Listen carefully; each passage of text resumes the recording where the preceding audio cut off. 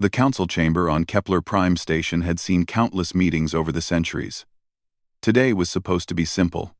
A trade agreement about mineral rights in the outer sectors. Nothing complicated. Nothing that should take more than an hour. Ambassador Kyle Harrison sat in the human delegation seat, reviewing the documents on his tablet. He had been Earth's representative to the Galactic Council for 12 years now. 12 years of negotiations, compromises, and the occasional argument about shipping routes. It was good work. Important work. Humanity had earned respect in the galaxy, one trade deal at a time. Across the circular table, Zara clicked her mandibles in what Kyle had learned was the Vrix equivalent of a smile. The insectoid diplomat had become a friend over the years. They had shared meals, though her diet of fermented fungi made Kyle's stomach turn. They had solved problems together. Prevented conflicts. Built bridges between species that had nothing in common, except a desire for peace. Next to Zara sat Thuron, the Kresh military advisor. His scaled skin gleamed under the chamber lights. The reptilian species were warriors by culture, but Thuron had always been reasonable, stern, but fair. Mela hovered at her station, her crystalline body refracting light in rainbow patterns. The Luminary Counselor was the oldest member present, having served for nearly 2 human lifetimes. She rarely spoke, but when she did, everyone listened. Kyle felt his communicator vibrate. He glanced down at it, expecting a routine message from his staff. What he saw made his blood run cold. The message was simple, 4 words, but those 4 words changed everything. Directive 7. Immediate withdrawal. Kyle's hands began to shake. He had hoped this day would never come. Had prayed the simulation teams were wrong. But there it was. The order he had been trained to follow without question. He stood up slowly. Every eye in the chamber turned to him. Zara tilted her head in confusion. Thuron's crest rose slightly, sensing something wrong. Ambassador Harrison? Mela's voice chimed like bells. Kyle took a breath. He had practiced these words 100 times. They still felt like broken glass in his throat. The Human Federation is withdrawing from all galactic agreements, effective immediately. His voice was steady despite the chaos in his chest. All treaties, trade pacts, and diplomatic relations are hereby terminated. Humanity is severing all ties with the Galactic Council and its member species. Silence crashed through the chamber like a wave. Zara stood up, her forearms spreading in distress. Kyle, what are you saying? Is this a joke? I wish it was. Kyle picked up his tablet and documents. I'm sorry, old friend. I have my orders. Orders? Thuron's voice was a growl. What orders? What has happened? Kyle wanted to explain, wanted to tell them everything. But Directive 7 was clear. No explanations, no debates. Just leave. I'm sorry, he said again. Then he walked toward the exit. Zara rushed after him. Kyle! Wait. You cannot just leave. We have been partners for years. Friends. Talk to me. He stopped at the door but didn't turn around. Goodbye, Zara. Take care of yourself. Then he was gone. Within the hour, similar scenes played out across the galaxy. On trade stations, human merchants shut down their shops and boarded their ships. At military outposts, human peacekeepers packed their equipment and departed without ceremony. In hospitals, human doctors finished their current procedures and left detailed instructions for their alien colleagues. On the mixed colony of Verdant 5, Lisa Morgan was performing surgery on a young Vrix child. The little one had fallen and damaged her breathing spiracles. It was delicate work, requiring steady hands and precise cuts. Lisa's communicator buzzed during the operation. She glanced at it through her surgical mask. Directive 7. Her assistant, Dr. Zenth, noticed her pause. Is everything all right, Dr. Morgan? Fine, Lisa lied. Hand me the microsuture. She worked faster than she ever had before. Her hands moved with absolute focus. No mistakes. No shortcuts. The child's life depended on her completing this surgery perfectly. She refused to leave a patient on the table, orders or no orders. 30 minutes later, she tied off the final suture. The child's breathing stabilized.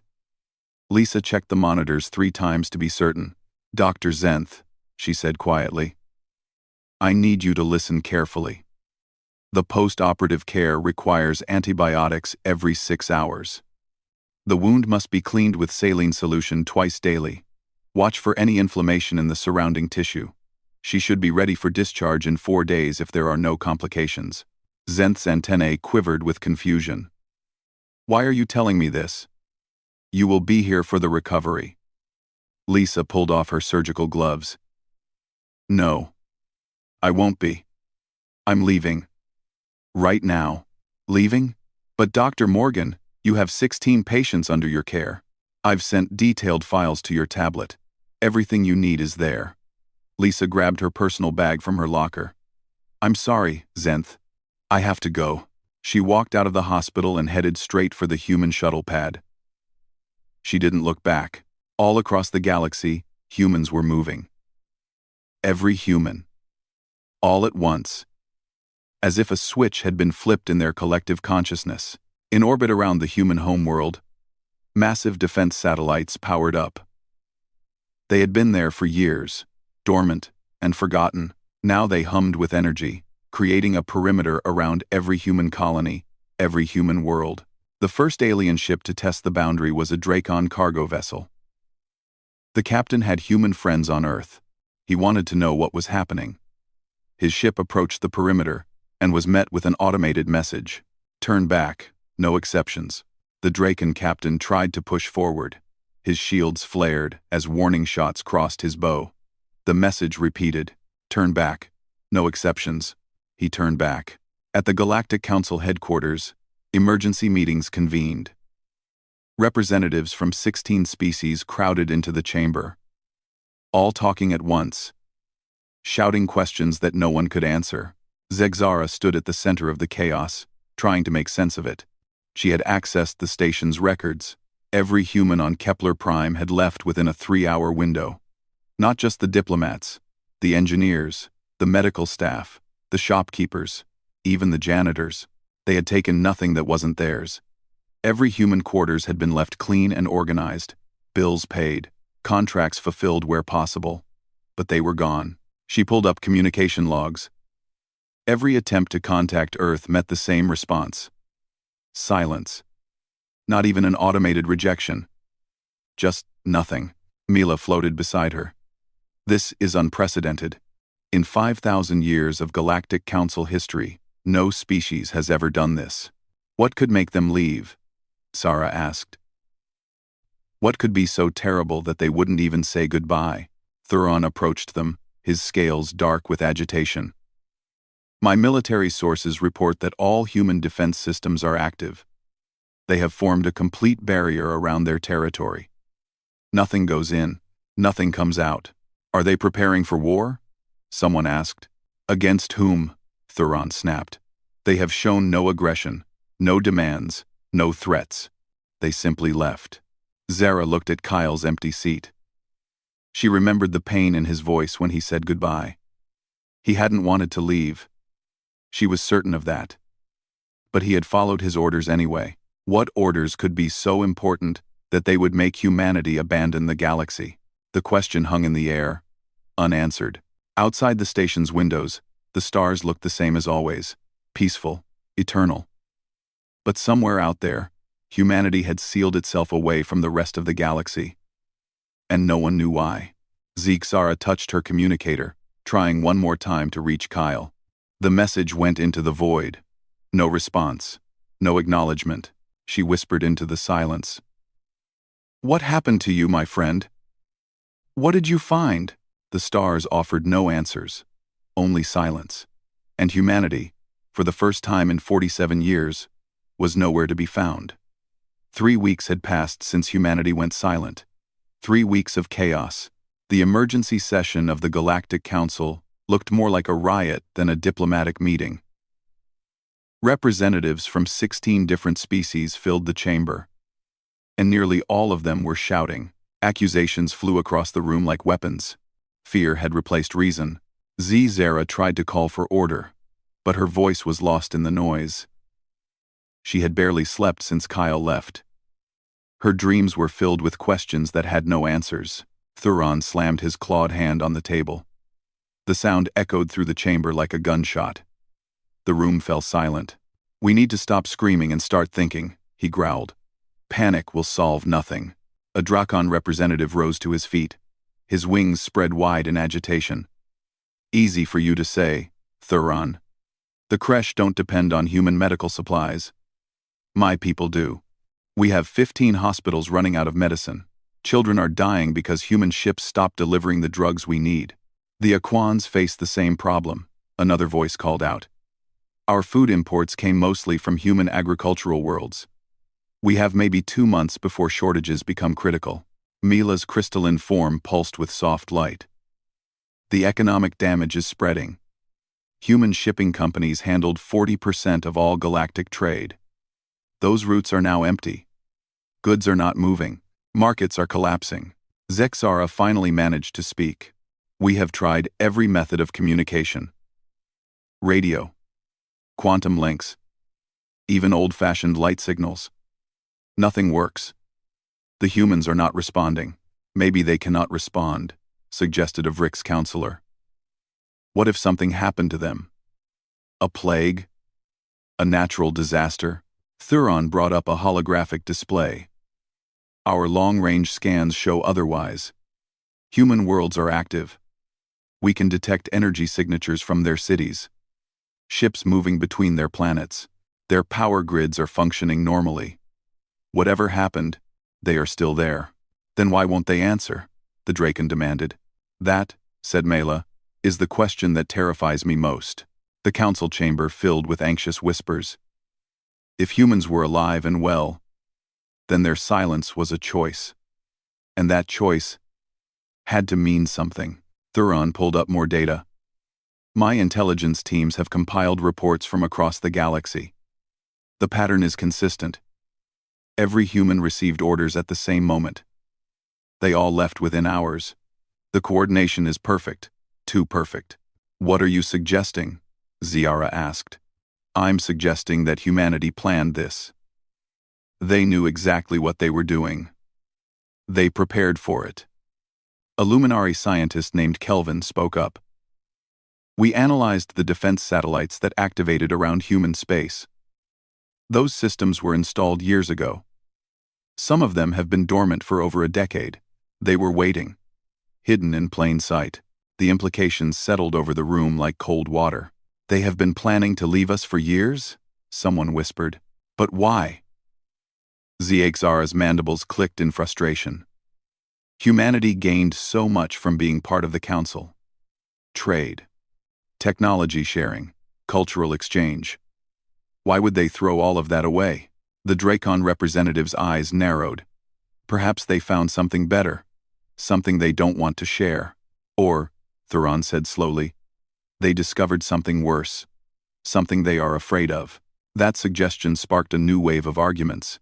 Species began throwing out theories, each more frightening than the last. "Maybe they found evidence of an alien invasion," one counselor said, "and they fled to prepare." "Maybe they caused an alien invasion," another countered. "Human exploration ships go everywhere. What if they woke something up?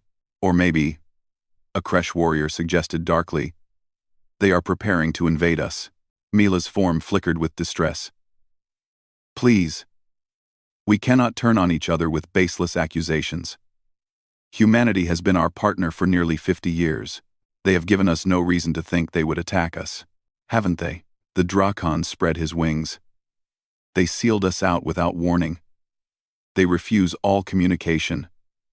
Their military defenses are active and ready. Those are not the actions of friends." Ziexara felt sick. She had known Kyle for 12 years, had worked beside him, laughed with him, trusted him. The idea that he could be planning something sinister felt wrong, but she had also seen him walk away without explanation. Had seen the pain in his eyes. Pain from what? Guilt? Fear? Something else? Dr. Zenth entered the chamber, looking exhausted. The Vrix doctor had been working triple shifts since Lisa Morgan left. He approached Zexara quietly. "I thought you should know," he said. I analyzed everything Dr. Morgan did before she left. Her last surgery, the instructions she left, the patient files, and she was thorough. Precise. She completed an emergency surgery in half the usual time with no mistakes. Then, she documented everything perfectly. Every detail my staff would need to continue her patient's care. Zenth's antennae drooped. She didn't abandon her work. She made sure it could continue without her. Zara felt a small spark of hope. So she cared. She wasn't just running away. No. She was saying goodbye. A proper goodbye. Even though she couldn't use words. Zenth paused. I have checked with other hospitals. Every human doctor did the same thing. They finished what they could, left instructions for what they couldn't. Some of them worked for hours past their usual shifts to make sure their patients would be safe. That information spread through the council quickly. It didn't make the situation less confusing, but it changed the tone. These weren't the actions of enemies, they were the actions of people who cared but had no choice. If they care about us, Mela asked, why won't they tell us what is wrong?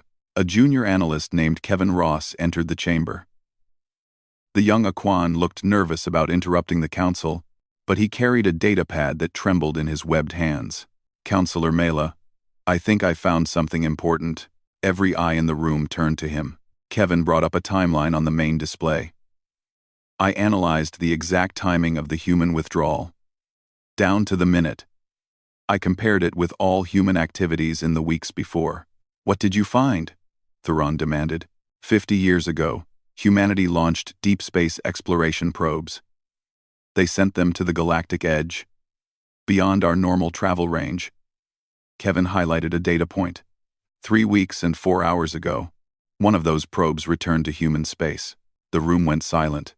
You're saying, Xara said slowly, that humanity saw something on that probe, and 4 hours later, they left us. Yes. What could be so terrible, Mela asked, that it would make them abandon everything? Kevin shook his head.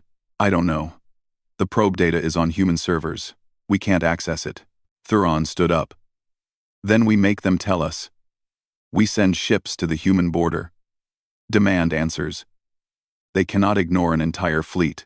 They have already ignored everything else we tried, Zara pointed out. Then we send a peace delegation.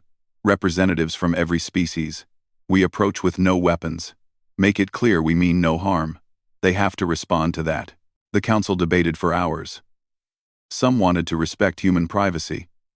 Others demanded action. Fear was driving everyone to extreme positions. Finally, Mela's voice cut through the arguments.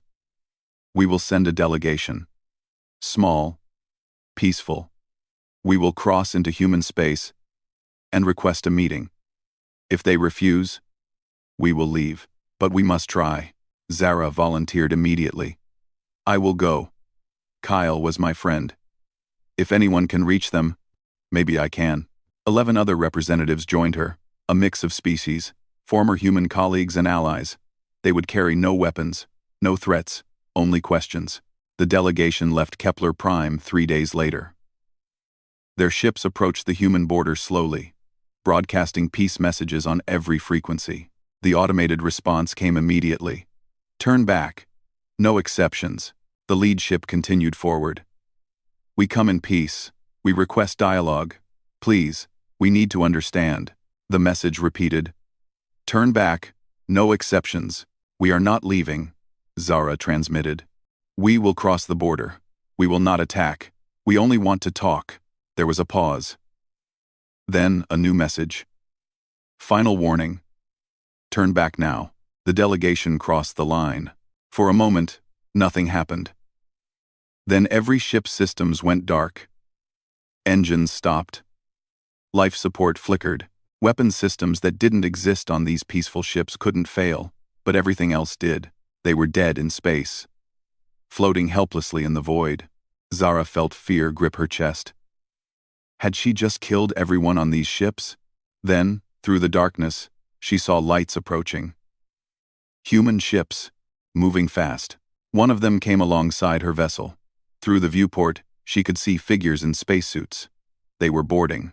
The airlocks opened. Humans in military gear entered. They moved efficiently, checking life support, ensuring everyone was breathing. A woman removed her helmet. Her face was familiar. "Captain Amy Peterson," she said. Her voice was professional but cold. "You were warned." ZXR's translator worked, but her own voice shook. "Amy, we were friends. You and I worked together on the trade station near Centauri." "I remember." Amy's expression didn't change. "Then please tell us what is happening. Why did you leave? What did you find?" Amy looked at her for a long moment. Something flickered in her eyes. Sadness. Maybe. Or regret. "You should have listened when we said turn back. We need answers." "No." Amy put her helmet back on. "You need to survive. And the best way to do that is to stay away from us." Human engineers worked quickly, restoring enough power for the alien ships to return home.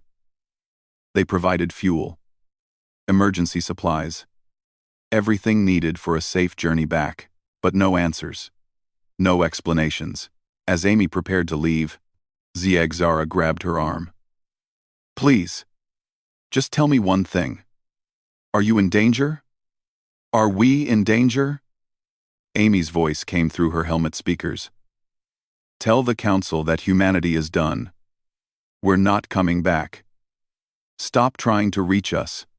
Then she was gone. The delegation limped back to Kepler Prime. Their reports spread panic across the galaxy. Humanity wasn't angry, wasn't hostile. They were determined. And that was somehow more frightening. Whatever they knew, whatever they had found, it was bad enough to make them leave forever. And they weren't going to share it. 4 months had passed since humanity disappeared behind their walls of silence. 4 months that had nearly destroyed the galaxy. The Draken and Kresh were on the edge of war over trade routes that humans used to manage. 3 mining colonies had gone dark due to equipment failures that only human engineers knew how to fix. The Aquan food crisis was getting worse. People were hungry, scared, angry. The Galactic Council met daily now, but accomplished nothing. Every session devolved into arguments and blame. Some species wanted to force humanity to help them. Others wanted to cut all ties permanently.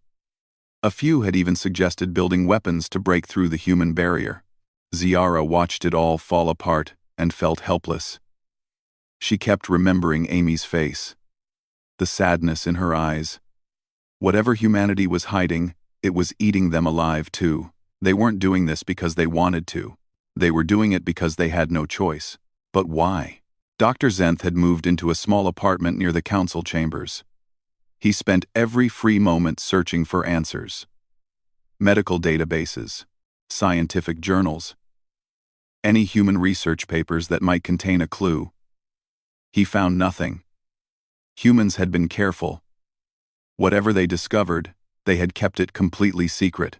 Late one night, as Zenth was about to give up for the evening, his computer pinged with an alert. Someone had accessed an old human database, a library archive from a human embassy that had been abandoned on the station. Zenth followed the digital trail. It led to a small office in the station's lower levels. The door was unlocked. Inside, he found Kevin Ross, the young Aquan analyst, sitting in front of several computer screens. Data scrolled past faster than Zenth could read. "What are you doing?" Zenth asked. Kevin jumped, startled. "Dr. Zenth, I didn't hear you come in. Clearly, you look like you haven't slept in days." "I haven't." Kevin turned back to his screens. "I've been going through every piece of human data left on this station. Personnel files, maintenance logs, shopping receipts, anything. Looking for what? I don't know. A pattern, a clue, something they missed." Kevin pulled up a new file. The humans were very thorough when they left. They wiped most of their sensitive data, but they're still human. Humans make mistakes. Zenth moved closer. "Have you found any mistakes?" Kevin's fingers flew across his keyboard. "Maybe. There's a file here. It's encrypted, but the encryption is old. Like someone wanted it to be found eventually. And it's big, really big. Can you open it?" "I've been trying for 6 hours." Kevin ran another decryption program. It's protected by multiple layers. But each layer is easier than the last. Like they're teaching me how to break through. It's strange.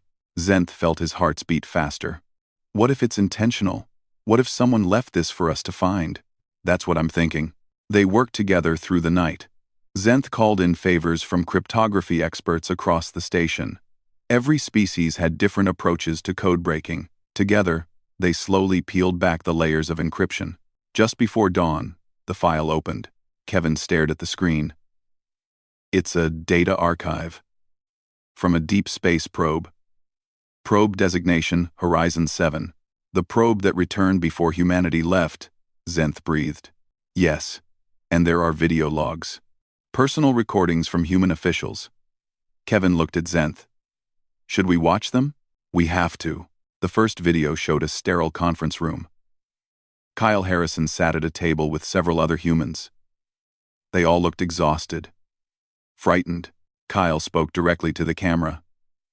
If you're watching this, then you found what we left for you. Good. You deserve to know the truth. Even if we couldn't tell you ourselves. The video shifted to probe footage. Deep space. Beyond the galactic rim. Stars were sparse here.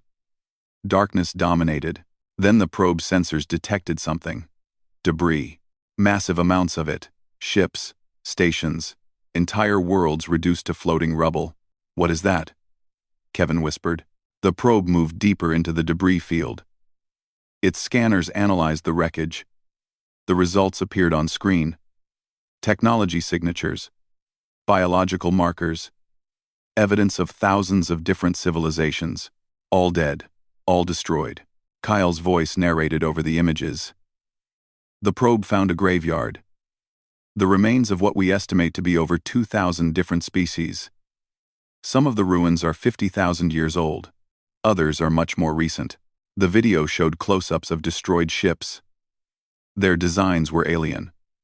Not like anything in the current galaxy. Advanced. Beautiful. All torn apart. Whatever killed them was systematic, Kyle continued. We found the same damage patterns across hundreds of sites.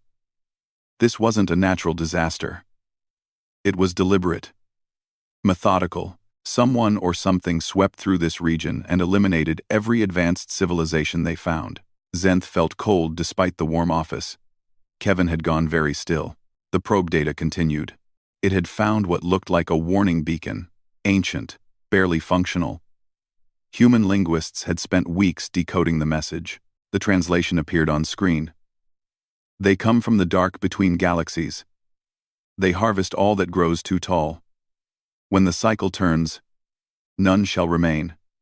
We are the last to fall. We leave this warning for those who come after. Run. Hide.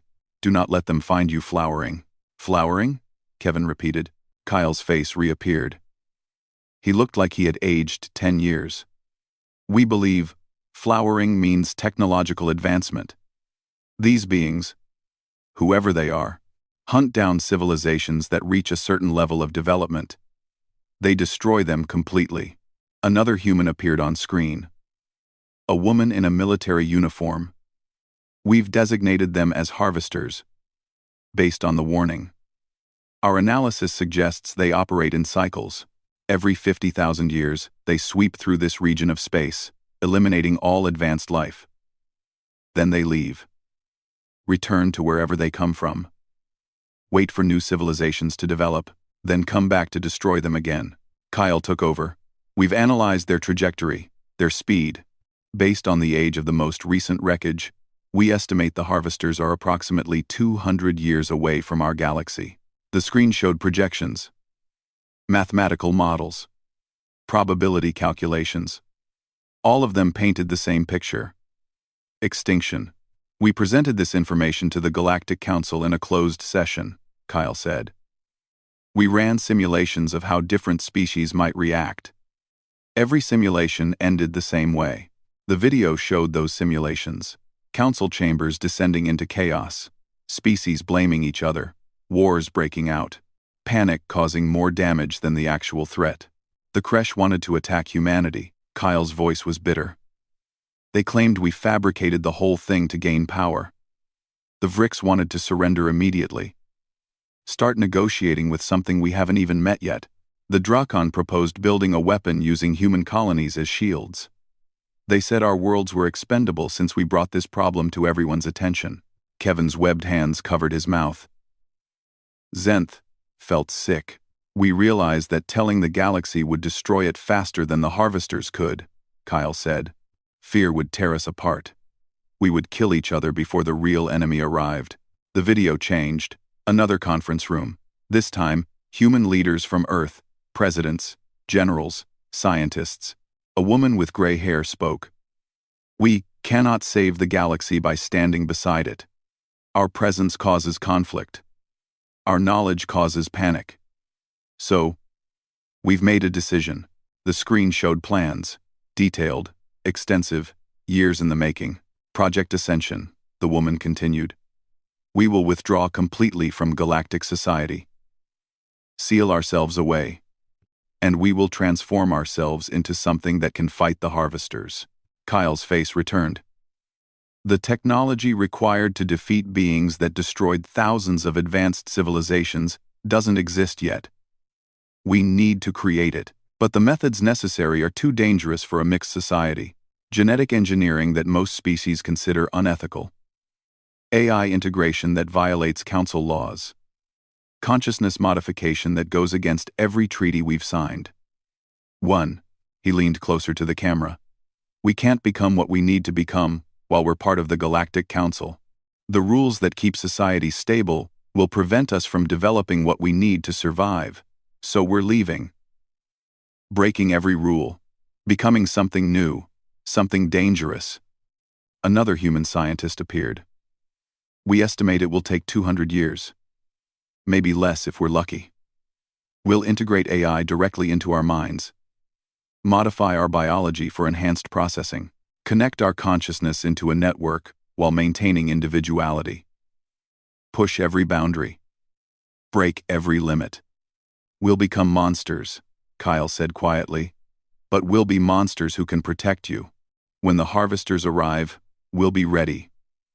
We'll stand between them and the galaxy. Because that's what humans do. We protect those who can't protect themselves. The video shifted to show human children playing in a park on Earth. We're doing this for them. Kyle's voice was soft. For their children. For every child in the galaxy. They deserve a future. We're going to make sure they have one. His face appeared one last time. To my friends in the galaxy, especially Zara, I'm sorry we couldn't tell you. I'm sorry we had to leave. But please understand, we're not abandoning you. We're becoming the weapon you need. The shield you deserve. We just need you to survive for 200 years. Stay together. Stay strong. And know that we haven't forgotten you. The video ended. Kevin and Zenth sat in silence for a long time. Finally, Kevin spoke. We need to show this to the council. They won't believe it, Zenth said. Some will, some won't.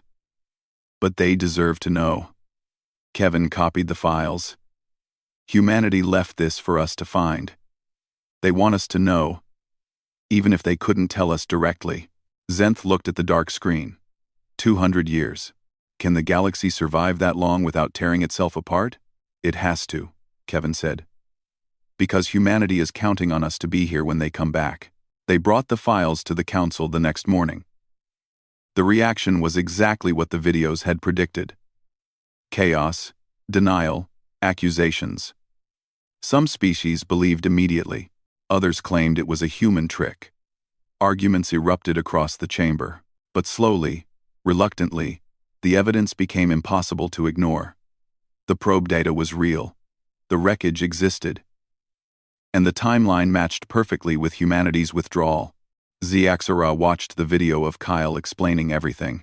Tears rolled down her face. You foolish, brave human, she whispered.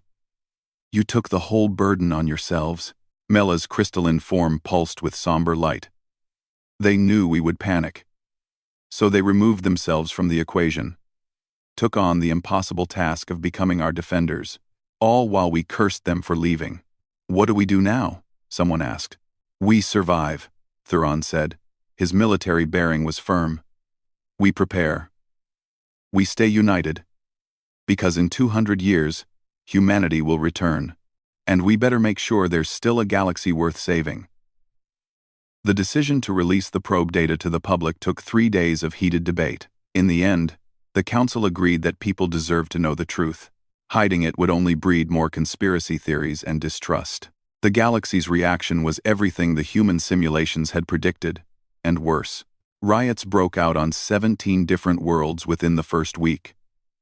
Some species denied the harvester threat entirely, claiming humanity had fabricated evidence to justify their withdrawal.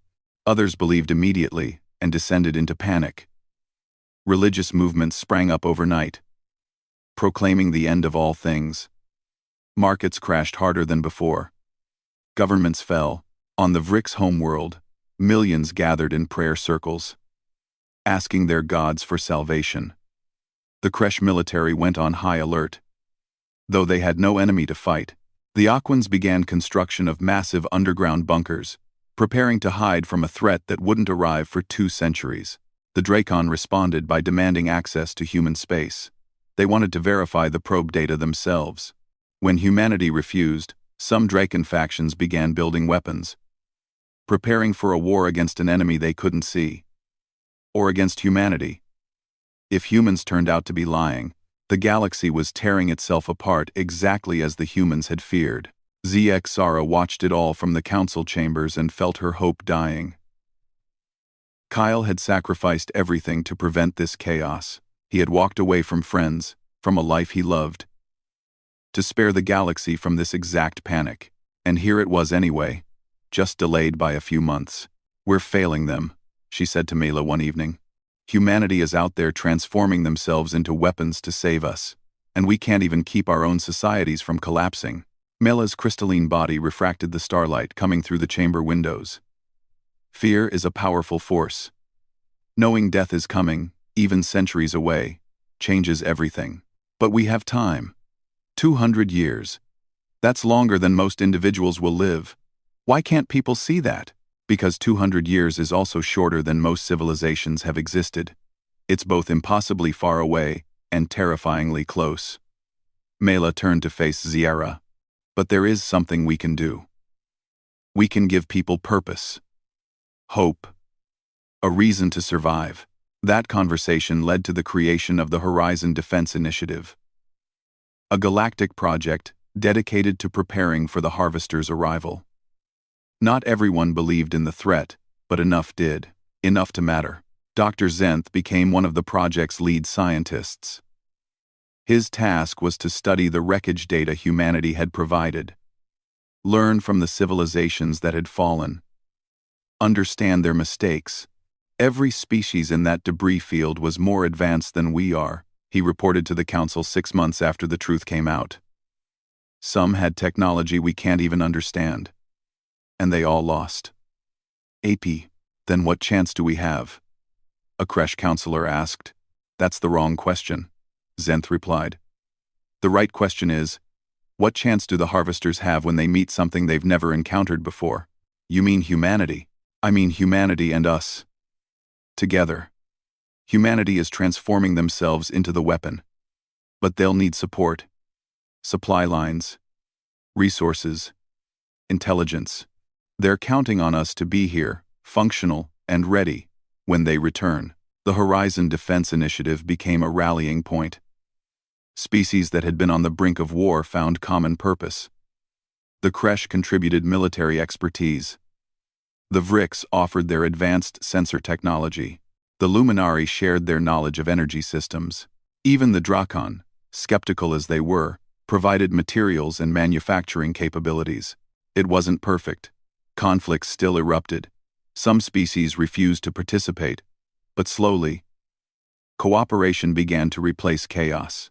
5 years after humanity's withdrawal, Zara requested permission to visit the human border.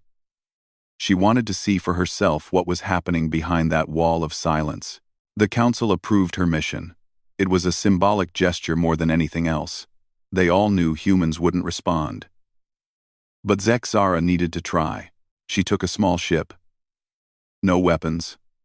No escorts. Just her and a message beacon carrying a simple transmission. This is Zara. I know you can hear me. I wanted you to know that we found your message. We know about the harvesters. We know what you're doing. And we're trying to hold things together until you come back. It's hard. People are scared. But we're not giving up. Stay safe, my friends. We'll be here when you're ready. She expected silence. The same automated warnings that had played for 5 years. But as her ship approached the boundary, something different happened. A human ship appeared. Small. Fast.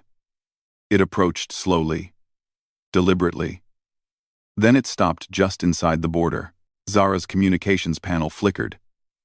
An incoming transmission request. She accepted it. With shaking hands. The screen showed a figure in a dark uniform. The face was human, but something about it was different. The eyes moved too quickly, processing information faster than normal. The skin had a faint metallic sheen. Zara. The voice was familiar. I'm Amy Peterson. Generation 2. Generation 2? The first wave of Project Ascension. We've begun the integration process. Amy's movements were precise, almost mechanical, but her expression showed emotion, controlled, but real. Your message reached us. We wanted you to know that we're still here. Still working. Zara felt tears forming. How are you? How is everyone? Changed. Amy looked down at her own hands. I'm not the same Amy you knew. My consciousness is partially integrated with an AI system. My body has been genetically modified for enhanced processing and endurance. I can think faster. Remember more. Process complex data in seconds. But I'm still me. Still human. Just different. Does it hurt? The question seemed to surprise Amy. Sometimes. The integration process is painful. Not just physically. Psychologically. We're becoming something we never imagined. Sometimes I look in the mirror and don't recognize myself. She paused. But then I remember why we're doing this. And it helps. And we're trying to keep things together out here, Zara said. It's been difficult. But we're managing. I know. We monitor galactic communications.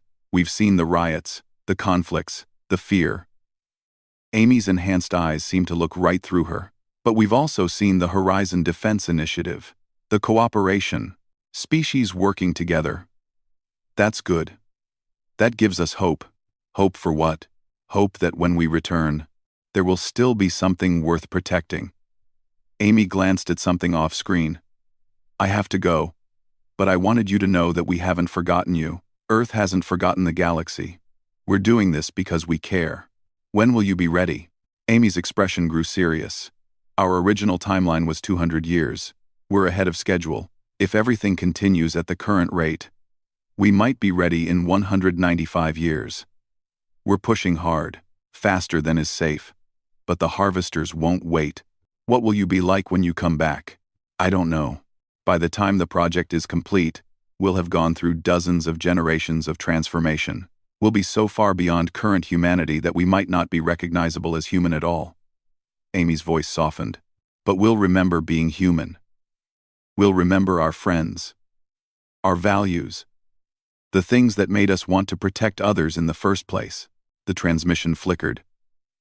I have to disconnect. But Zara, tell the council something for me. What? Tell them to prepare. Not just militarily. Prepare yourselves psychologically for what we're becoming. We're going to be frightening when we return. Powerful. Alien. Don't let that make you afraid of us. Remember that under all the changes, we're still the species that chose to become monsters so our friends could stay themselves. The transmission ended. The human ship vanished back into their territory. Zara sat in silence for a long time. Then she turned her ship around and headed back to Kepler Prime. Her report to the council was simple. Humanity is transforming faster than they expected. They're ahead of schedule. And they're doing it for us. The news spread quickly. Some found it comforting, others found it terrifying. The idea of humanity becoming something beyond human understanding was hard to accept, but it was happening. Behind their wall of silence, humans were reshaping themselves into living weapons, breaking every law of nature and ethics to create something that could stand against the harvesters. Dr. Zenth studied the brief sensor data from Amy's ship. Her biosignature is only 60% human now. The rest is machine and something else. Something we don't have words for. In 200 years, Mila said quietly. What will they be? I don't know, Zenth admitted. But whatever they become, they chose it freely. They chose to sacrifice their own humanity to save ours. Thuron stood at the window, looking toward human space.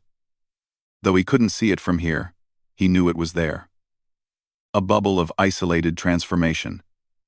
Humanity remaking itself in darkness.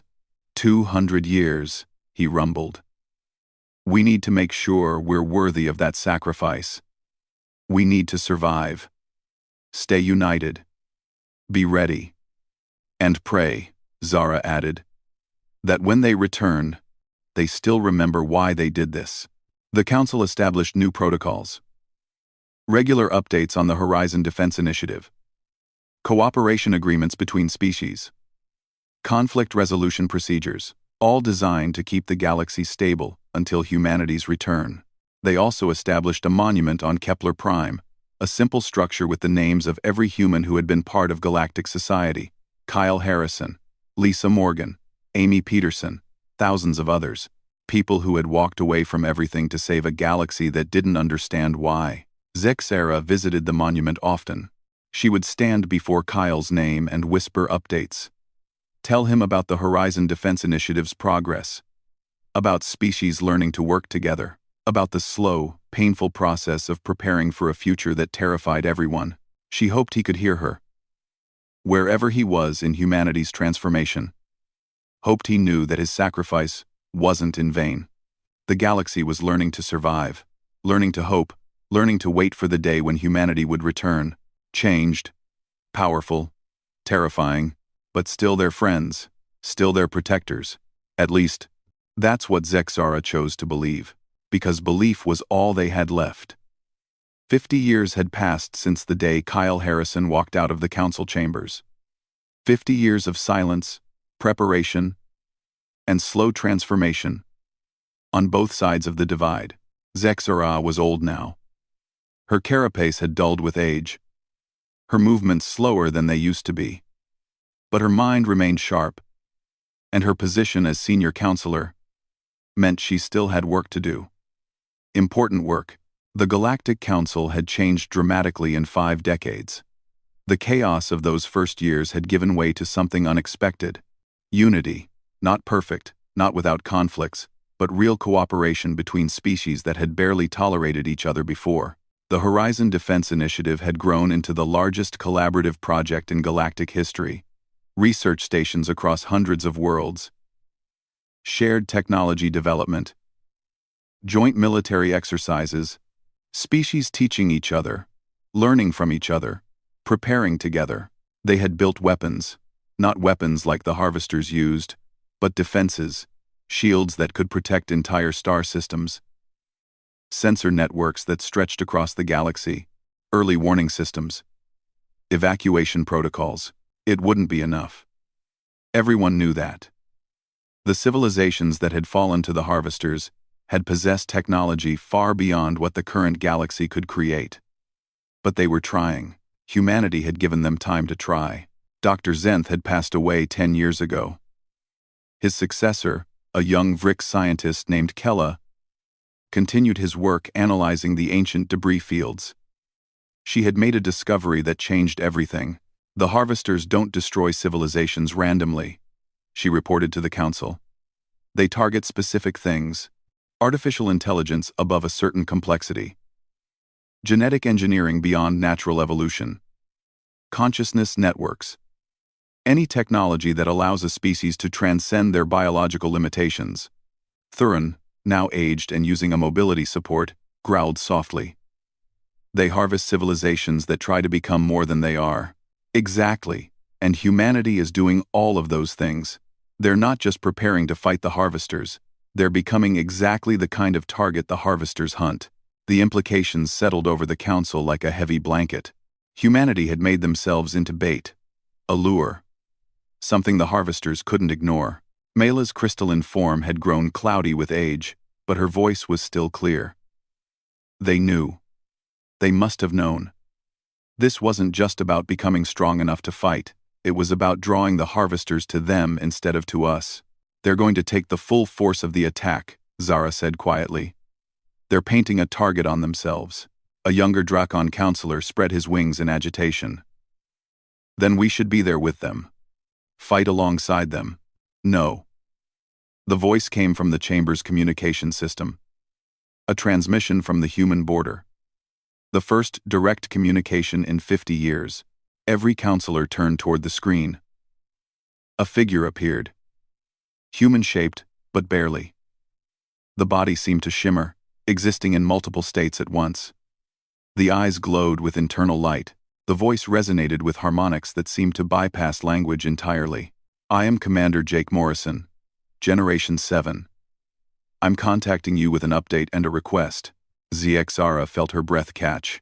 Generation 7. Amy had been Generation 2. How far had they gone? We are aware of Dr. Kella's research. Her conclusions are correct. We have made ourselves into the primary target. When the harvesters arrive, they will focus on human space first. This is intentional. You're sacrificing yourselves, Mila said. No, we're fighting smart. Jake's form stabilized slightly, becoming more solid. The harvesters hunt in patterns. They eliminate the most advanced civilization first, then work their way through the rest. By making ourselves the obvious target, we control where the first battle happens. And we'll be ready for it. Thuron leaned forward. What do you need from us? Survive. Stay unified. Continue your defensive preparations. When the battle begins, you need to be ready to evacuate any systems we can't protect. Some worlds will fall.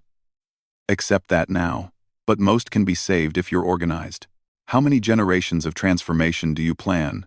Kella asked. Jake was quiet for a moment. We're currently integrating Generation 7 modifications across the entire human population. We estimate we'll reach Generation 20 by the time the harvesters arrive, maybe higher. Each generation pushes further beyond our original biology. We're becoming something new. Are you still human? Zara asked softly. The question hung in the air. Jake's glowing eyes focused on her. Zara, I remember you from the historical records. Kyle Harrison's friend. Yes, he left a message.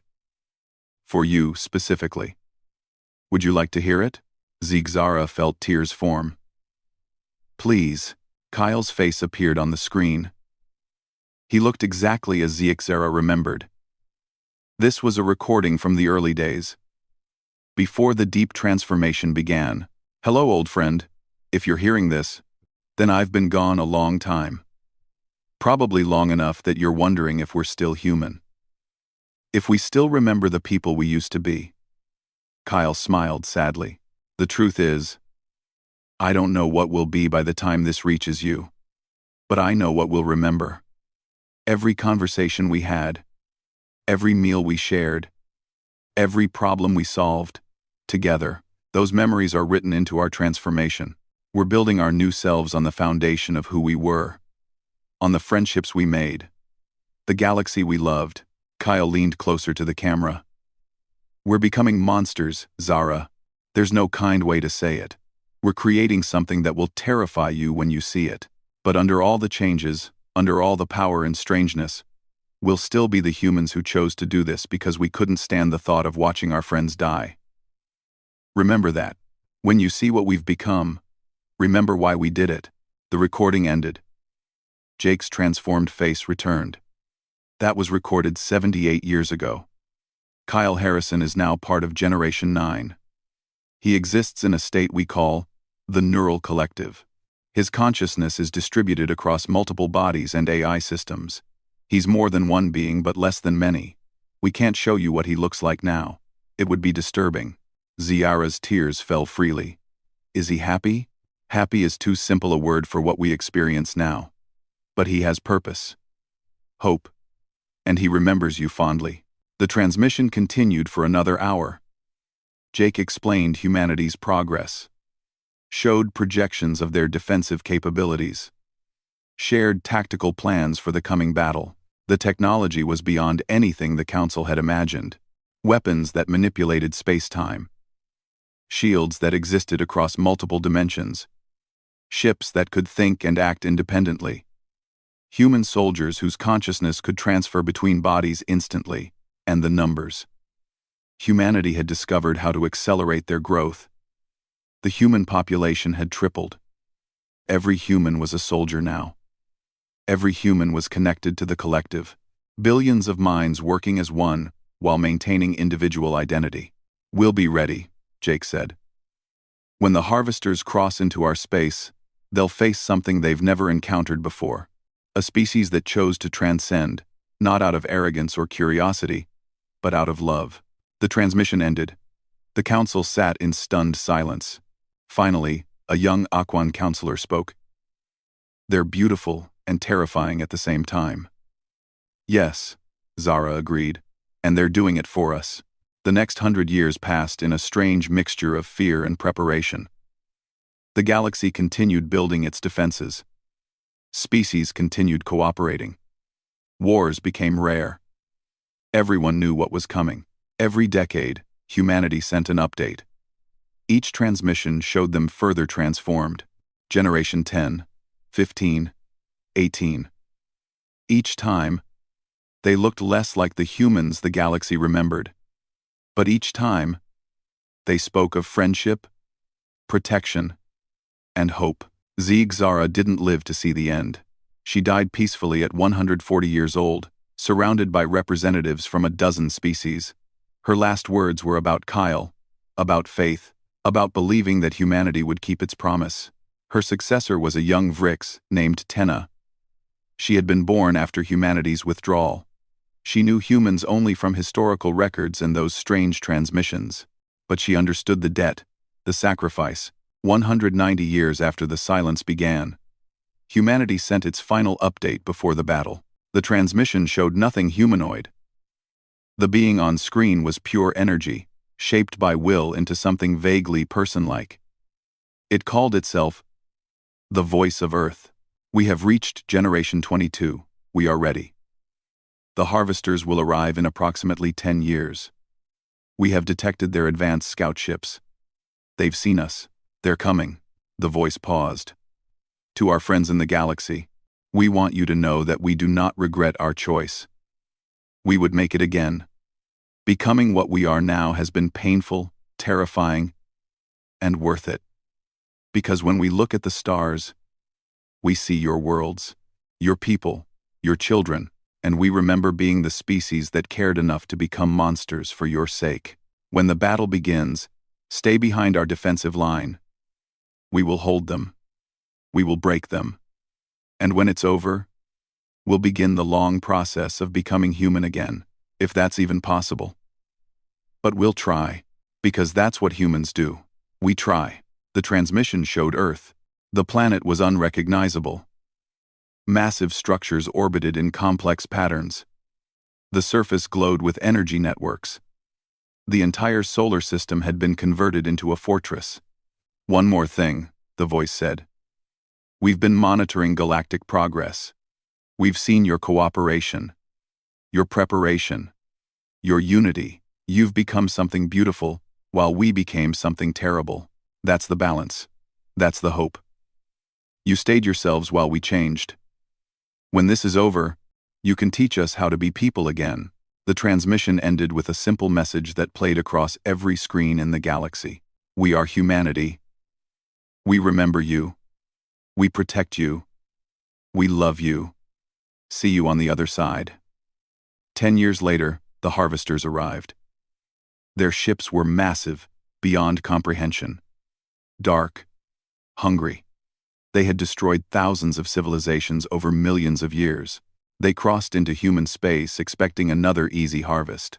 They met post-humanity instead. The galaxy watched from behind the defensive line, saw weapons fire that bent reality, saw shields that shouldn't be possible, saw human ships moving in perfect synchronization, every unit part of the same vast consciousness. The battle lasted 3 months. The galaxy held its breath for every moment of it. When the dust settled, the Harvester fleet was gone. Destroyed, scattered, broken, and humanity, changed beyond all recognition, still stood. The first transmission after the battle was simple. We won. The galaxy is safe. We're coming home. Tenna stood before the council, tears streaming down her face. They did it. They actually did it.